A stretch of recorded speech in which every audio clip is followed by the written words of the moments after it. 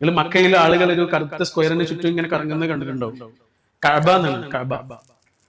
പിന്നെ ഹജ്ജ് ചെയ്യുന്ന സമയത്തും ഉംറ ചെയ്യുന്ന സമയത്തും ഒക്കെ നമ്മളവിടെ ഒക്കെ പോയ സമയത്ത് പള്ളിയുടെ ഏറ്റവും മുകളിൽ കയറിയിട്ട് ഇങ്ങനെ താഴേക്ക് നോക്കുമ്പോൾ ഒരു പുഴ ഇങ്ങനെ ഒഴുകണ പോലെ തോന്നുന്നു. അതിന് ചുറ്റും 10,000-കണക്കിന് മനുഷ്യര് ഒരു സ്തൂപത്തിന്റെ ചുറ്റും ഇങ്ങനെ 24 മണിക്കൂർ കറങ്ങിക്കൊണ്ടിരിക്കുക.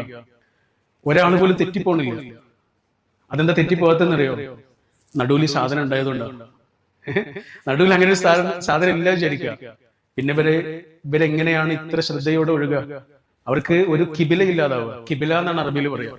നിസ്കരിക്കുമ്പോഴൊക്കെ എല്ലാവരും നമ്മുടെ കേരളത്തിൽ നിന്ന് പടിഞ്ഞാറിലേക്ക് തിരിഞ്ഞിട്ടാണ് ഇങ്ങനെ നിസ്കരിക്കുക. കാരണം പടിഞ്ഞാറിലാണ് ഈ കിബില, ഈ കഅബ ഉള്ളത്. കിബില എന്നുള്ള വാക്കിന്റെ അർത്ഥം എന്താണെന്നറിയോ? ലക്ഷ്യം എന്നാണ്. നിങ്ങളുടെ കിബില എന്താണോ അങ്ങോട്ടായിരിക്കും നിങ്ങളുടെ കറക്കം മുഴുവൻ. അത്രയേ ഉള്ളൂ. നിങ്ങളുടെ കിബില എന്താണോ ആ കിബിലയുടെ ചുറ്റുമായിരിക്കും നിങ്ങളുടെ പാച്ചിൽ മുഴുവൻ.